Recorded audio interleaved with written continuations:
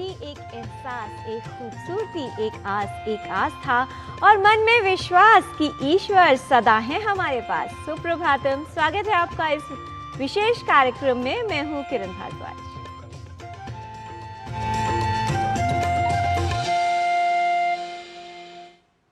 जीवन में जब समय कठिन हो तो साहस टूटने लगता है, और जब हौसला टूटे और आस छूटे तो भगवान दिलाते हैं ये विश्वास, ये याद कि मैं सदा हूँ तुम्हारे साथ।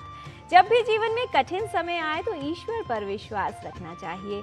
समय का ज्ञान और सम्मान आवश्यक है। आइए इसके लिए देख लेते हैं आज का पंचांग।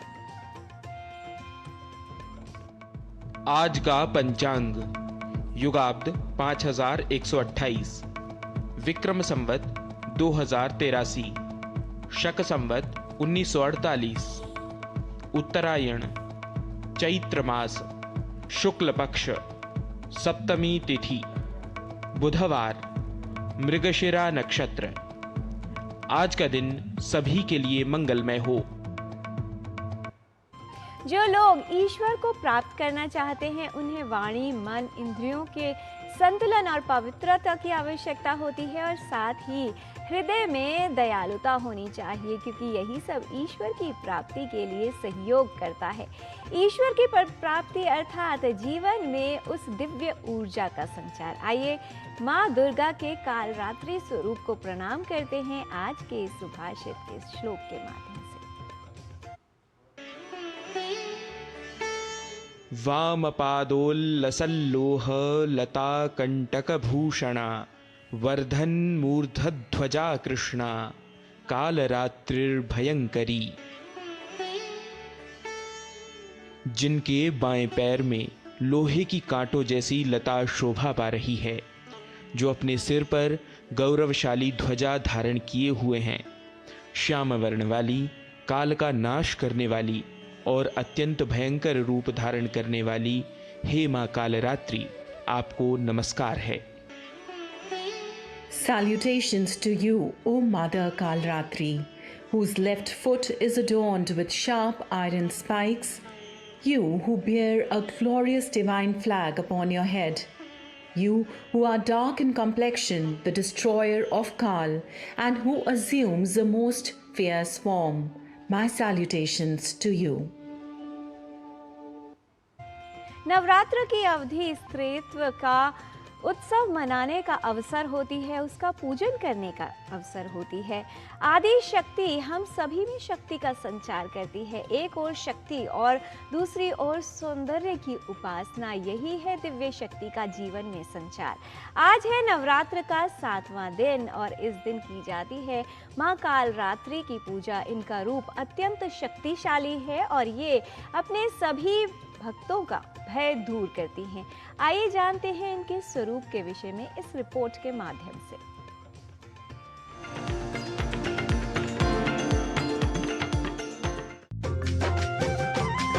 विश्वेश्वरी त्वं परिपासि विश्वं, विश्वात्मिका धारयसीति विश्वं, विश्वेश वन्द्या भवती भवन्ति, विश्वाश्रया ये त्वयि भक्ति नम्राः। नवरात्र का विशेष अवसर सनातन धर्म में बहुत महत्वपूर्ण माना जाता है। यह माता दुर्गा के 9 रूपों को समर्पित है, जिन्हें सामूहिक रूप से मातृशक्ति के रूप में जाना जाता है, जहां माता का प्रत्येक रूप शक्ति के भिन्न भिन्न पक्षों को हमारे समक्ष उपस्थापित करता है। संपूर्णता के साथ सृष्टि की सर्जना और धर्म की चिरकालिक स्थापना हेतु इसी मातृशक्ति द्वारा अनेक रूपों का आविर्भाव हुआ, यह प्रसिद्ध ही है। एतत् कृतं यत् कदनं त्वयाद्य धर्मद्विषां देवी महासुराणां, रूपैरनेकैर्बहुधात्ममूर्तिं कृत्वाम्बिके तत् प्रकरोति कान्या। वस्तुतः मातृशक्ति ही सकल चराचर जगत की रचनात्मकता का, सर्जना या सृष्टि का एकमात्र कारण है। यह सर्वविदित ही है, पर इसी रचनात्मकता को जब क्षति पहुंचती है, सृष्टि के सौंदर्य को जब कलुषित किया जाता है, कोमलता को जब न्यूनता समझा जाने लगता है, तब यही मातृशक्ति भयंकरी, लयंकरी और विनाशिनी हो उठती है और मातृशक्ति के इसी स्वरूप को हम कूष्मांडा, कालरात्रि आदि स्वरूपों में साक्षात अनुभूत करते हैं। मातृशक्ति द्वारा जहां वात्सल्य के साथ सर्जना होती है, वहीं इसी मातृशक्ति द्वारा आतताई और विध्वंसक तत्वों के विरुद्ध उग्रता से युक्त शक्ति विशेष का प्रयोग भी किया जाता है। पर शक्ति के साथ जब माता इस शब्द का प्रयोग हो, तब निश्चय ही उग्र शक्ति भी वरद स्वरूपा हो उठती है। यह तथ्य माँ दुर्गा के सप्तम स्वरूप कालरात्रि की प्रकृति में भी सहजता से प्रस्फुटित होता है। माता का जो अति भयंकर और रौद्र रूप है वो दुष्टों का संहार करता है, पापियों का नाश करता है। वहीं अभय और वरद मुद्रा के साथ माता भक्तों का कल्याण करती हैं, उनको अभय प्रदान करती हैं, उनकी रक्षा करती हैं। उनके इसी स्वरूप के कारण उन्हें महाशुभंकरी भी कहा जाता है। वस्तुतः नवरात्र की अवधि स्त्रीत्व का उत्सव है, जहां एक ओर शक्ति और सौंदर्य का सुंदर सन्निवेश है, तो वहीं सौंदर्य और मृदुता के दमन को तत्पर आतताई शक्तियों के समूल प्रतिकार का भी दिग्दर्शन है। समग्रता से कहें तो यह अवधि समाज में, या कहें कि सकल सृष्टि में, स्त्री शक्ति की भूमिका को संपूर्णता के साथ परिभाषित और प्रतिष्ठापित भी करता है। प्रणतानां प्रसीदत्वं देवी विश्वार्तिहारिणी, त्रैलोक्यवासिनां ईड्ये लोकानां वरदा भव।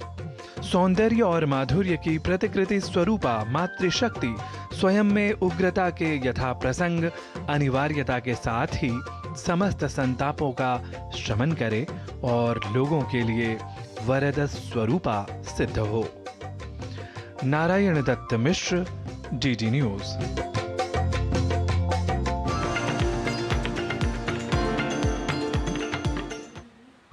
देवी माँ की दया क्षमा का स्रोत है, जो हमें नई शुरुआत करने और प्रेम की परिवर्तनकारी शक्ति को अपनाने का अवसर प्रदान करती है।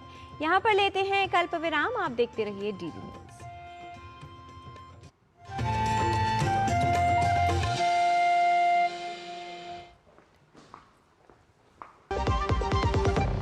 महाशय धर्मपाल जी के 130वें जन्मदिन पर MDH मसालों पर पाइए 10% एक्स्ट्रा।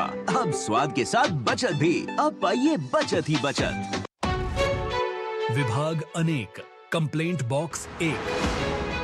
किसी भी सरकारी दफ्तर, विभाग या बैंक से जुड़ी शिकायत के लिए pgportal.gov.in पर जाएं, रजिस्टर करें, संबंधित विभाग चुनें, शिकायत दर्ज करें और ट्रैकिंग ID नोट करें। SMS या ईमेल पर एक्नॉलेजमेंट पाएं और शिकायत का जवाब सीधे मंत्रालय से प्राप्त करें। अब तक 1 करोड़ 12 लाख से अधिक भारतीयों ने भरोसा जताया। CP ग्राम्स, आपकी हर शिकायत का हल। अभी शिकायत दर्ज करें pgportal.gov.in। टर टर टर टर सिस्टर बीना का मैसेज आया है, अर्जेंट। लिखा है, मेरे बच्चे के ट्रीटमेंट के लिए 1 लाख रुपए चाहिए डॉक्टर, तुरंत भेज दीजिए प्लीज। सिस्टर बीना, मैं पहले सिस्टर बीना को फोन करके पूछूंगी, फिर भेजूंगी, क्योंकि मैं मूर्ख नहीं हूँ। Well done doctor. UPI कहता है अगर पहचान के व्यक्ति से भी ऐसे मैसेज आए तो हो सकता है कि उनके मैसेजिंग ऐप हैक्ड हो। तो पहले नॉर्मल कॉल करके चेक करो और कहो मैं मूर्ख नहीं हूँ। जाइए आप भी किसी का टेस्ट लीजिए। सिप सिप जीरा सिप जीरा सिप, MDH का जलजीरा जीरा सिप, जीरा सिप जीरा सिप, प्यास बुझाए ठंडक लाए सबको भाए जीरा सिप, MDH का जलजीरा जीरा सिप। जीरा सिप, असली रिफ्रेशिंग, असली स्वाद, असली मजा। MDH।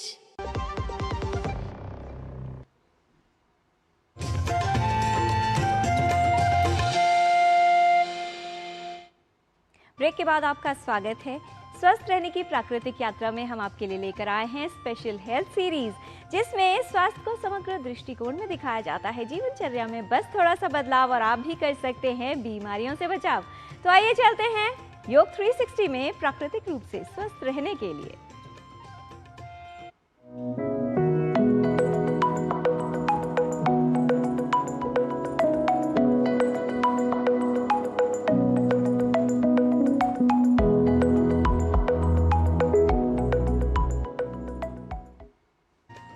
बच्चों से लेकर बड़ों तक सभी बनेंगे हेल्दी विद योग 360। हर कपल का सपना होता है अपना परिवार बढ़ाने का, लेकिन कभी कभी उसमें कुछ बाधाएं आ जाती हैं। गर्भधारण में समस्या यानी कहानी खत्म? बिल्कुल नहीं। आज हम जानेंगे कि अगर गर्भधारण में समस्या हो तो किस तरह से मैनेज किया जा सकता है, इस समस्या को दूर किया जा सकता है।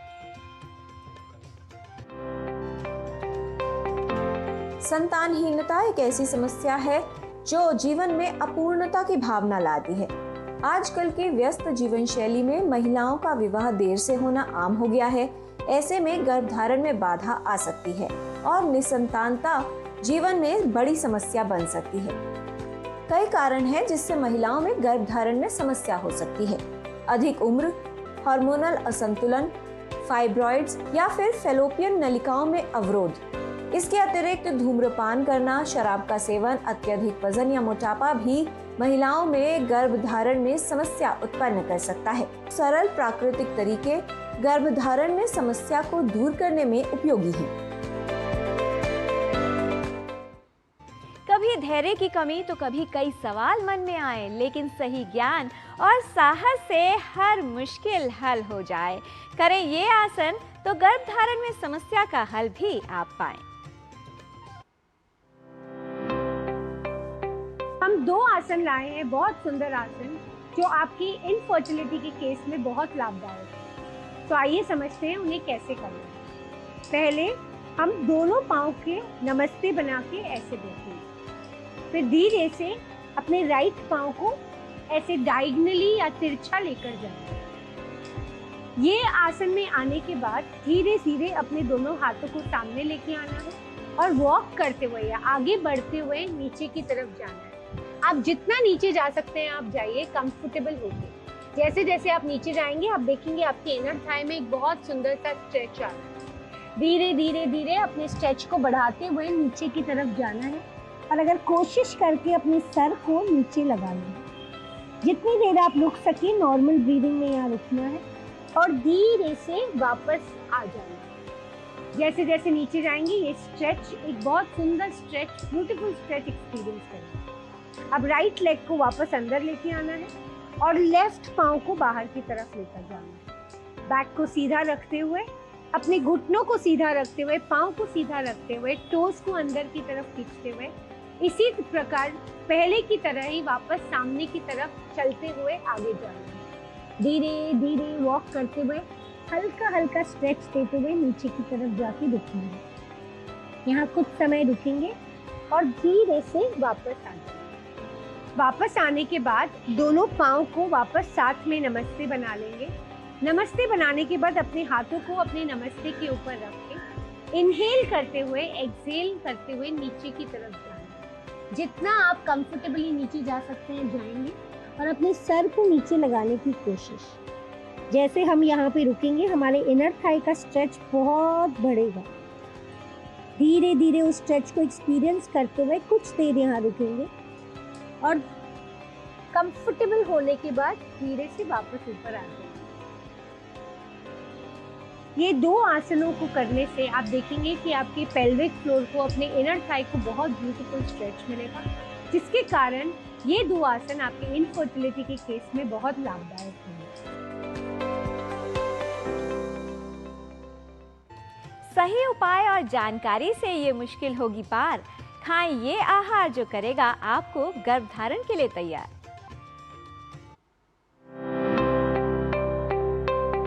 शादी के 2-3 साल बीतते ही शुरू हो जाते हैं सब लोग और खुद भी कि अभी तक बच्चा क्यों नहीं हो रहा, और फिर इनफर्टिलिटी का प्रॉब्लम आ रहा है, बच्चा ना होने का।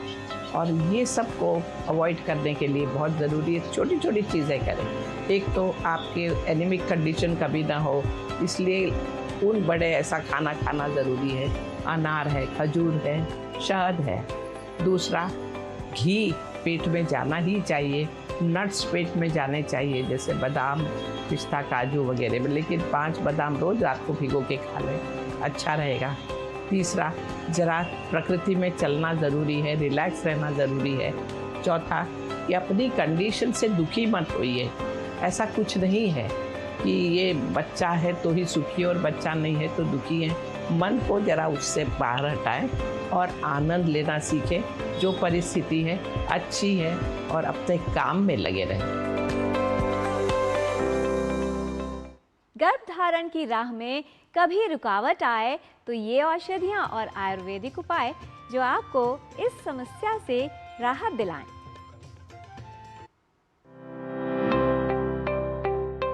आयुर्वेद में गर्भधारण के लिए 4 प्रमुख तत्वों का संतुलन बेहद आवश्यक माना गया है और वो तत्व हैं क्षेत्र यानी कि हेल्दी रिप्रोडक्टिव ऑर्गन्स, ऋतु यानी कि फर्टाइल पीरियड, बीज यानी हेल्दी ओवम और अंबु यानी प्रॉपर नरिशमेंट। तो इन 4 तत्वों को जो प्रभावित करने वाले कारण हैं, अगर उनमें प्रॉब्लम होती है तभी गर्भधारण में परेशानी होती है। तो शोधन और संशमन दोनों चिकित्साएं इसमें यूज़ करी जाती हैं अकॉर्डिंग टू कि कितना दोषों का इन्वॉल्वमेंट है, कितना व्याधि का उग्र रूप है। तो अगर हम संशमन चिकित्सा में जाएं तो सबसे पहले वही हम आम पाचन करते हैं। दीपन चिकित्सा और वातानुलोमन चिकित्सा बहुत ज़रूरी है। अपान वायु का इसमें इन्वॉल्वमेंट होता है तो उसके लिए अपान वायु के निग्रहण के लिए अरंड भ्रष्ट हरित की बहुत इसमें कारगर मानी गई है। इसके अलावा कुछ औषधियाँ हैं जिनका हम प्रयोग करते हैं। शतावरी है, अश्वगंधा है, शतपुष्पा है, लोद्र का प्रयोग करते हैं, फलघृत है और शतावरी पाक है, अशोकारिष्ट है, दशमूल क्वाथ है, पंचबल कलक्वाथ है। तो ये कुछ औषधियाँ हैं जिनको हम दोष दूष्य या फिर आपका मरीज के अकॉर्डिंग जो है हम इसकी डोज को सेटल करके देते हैं। ये तो संशमन चिकित्सा है। शोधन चिकित्सा में हम तब जाते हैं जब प्रॉब्लम डीप सीटेड हो। तो जहाँ पे जैसे एंडोमेट्रियोसिस वगैरह की प्रॉब्लम है या ट्यूबल ब्लॉकेज की प्रॉब्लम है तो उसमें बस्ती बहुत कारगर होती है। विरेचन के बाद हम उसमें चाहे आप ये डॉक्टर डिसाइड करते हैं कि क्या प्रॉब्लम को देख के कि हमें मात्रा बस्ती देनी है या माधुतलिक बस्ती देनी है या उत्तर बस्ती का प्रावधान है। तो उत्तर बस्ती एंडोमेट्रियोसिस के लिए बहुत ही कारगर साबित हो रही है। ये कुशल चिकित्सक की देखरेख में ही इन औषधियों का प्रयोग करना चाहिए। स्वस्थ जीवन शैली और कुछ उपाय अपनाकर अनुर्वरता यानी इनफर्टिलिटी के खतरे को कम किया जा सकता है।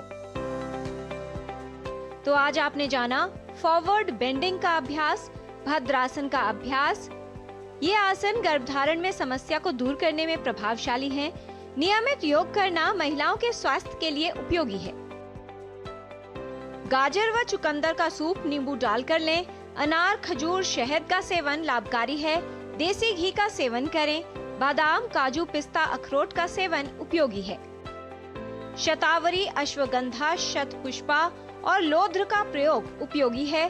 फलघृत, शतावरी पाक, अशोकारिष्ट लेना लाभकारी है।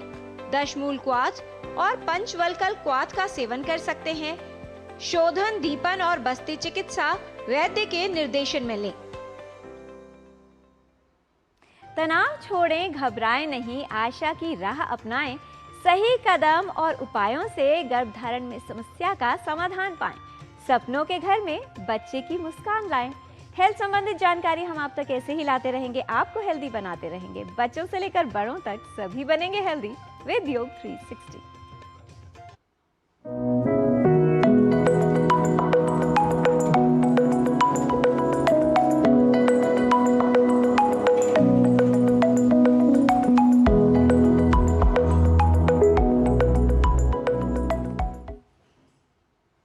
स्वास्थ्य के ज्ञान के बाद अब बात करते हैं संस्कृत के ज्ञान की। संस्कृत जो हमारी संस्कृति की पहचान है। संस्कृत का ज्ञान लेने के लिए आइए चलते हैं संस्कृत पाठशाला में।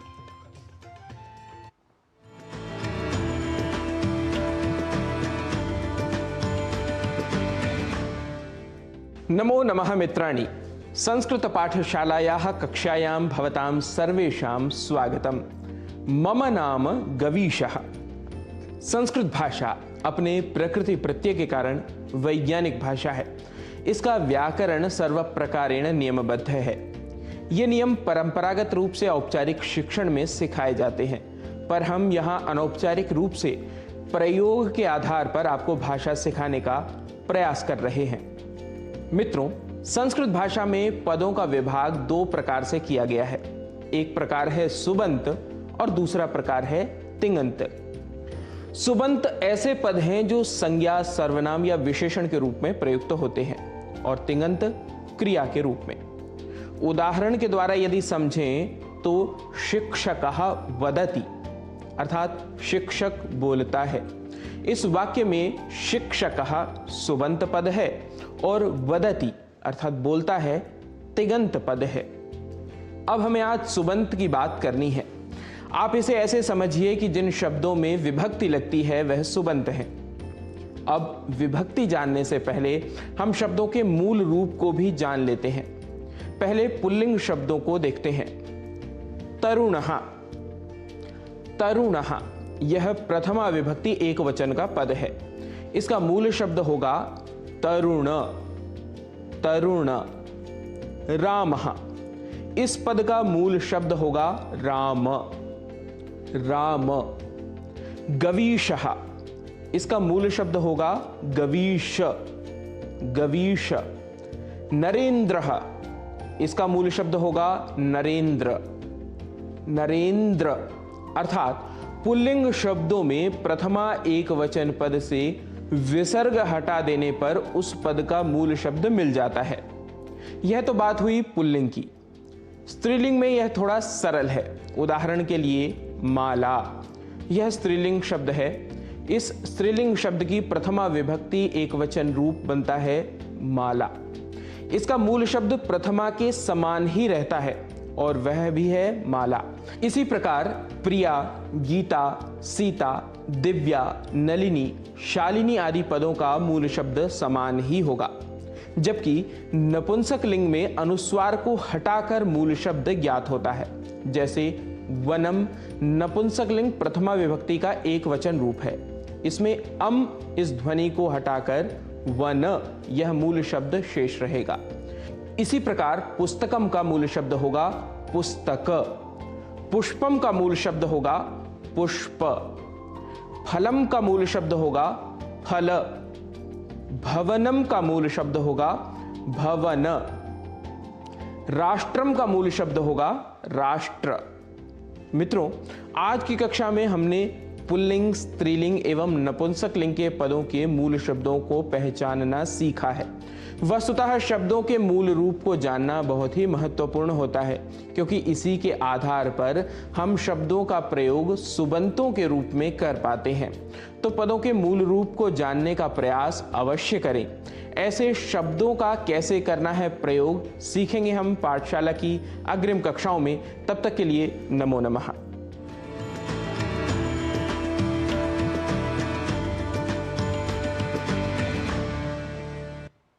तो अभी आपने किया संस्कृत का अभ्यास हमारे सहयोगी डॉक्टर गवीश द्विवेदी के साथ। यही ज्ञान जीवन को परिवर्तित करता है। जब हम ज्ञान को अपने जीवन में उपयोग करते हैं तभी जीवन में परिवर्तन आता है और ये शक्ति हमें ईश्वर देते हैं। ईश्वर एक ऐसी अदृश्य शक्ति है जो दृष्टि से भले ही दिखाई ना दे, लेकिन उनकी उपस्थिति हर पल महसूस की जा सकती है। कभी आंसू पोंछते हुए तो कभी साहस बनकर हमारे अंदर, और ये शक्ति इस संसार को चलाती है, इसका संचालन करती है। किसी को डर है कि ईश्वर देख रहे हैं और किसी को ये विश्वास है कि ईश्वर सब देख रहे हैं। जगत की पालनहार है माँ, मुक्ति का धाम है माँ, हमारी भक्ति का आधार है माँ, हमारे जीवन में रक्षा का अवतार है माँ। माँ की उपासना के ये दिन अपने जीवन को शक्ति से परिपूर्ण करने के दिन है। सर्वस्वरूपे सर्वेशे सर्वशक्ति समन्विते भयभयस्त्राहि नो देवी दुर्गे देवी नमोस्तुते। माँ सभी के जीवन से भय को दूर करें, सफलता, सुख, शांति और प्रसन्नता अर्थात आनंद प्रदान करें। आइए भक्ति में होते हैं। हमारी पूरी टीम को दीजिए अनुमति। नमस्कार। खड्गं चक्रगदेषु चापपरिघान् शूलं भुशुण्डी शिरः शङ्खं सन्दधतीं करैस्त्रिनयना सर्वाङ्गभूषावृता यां हन्तुं मधुकैटभो जलजभोः तुष्टावसुप्ते हरो नीलाश्मत् द्युतिमास्य पाददशका सेवे महाकालिका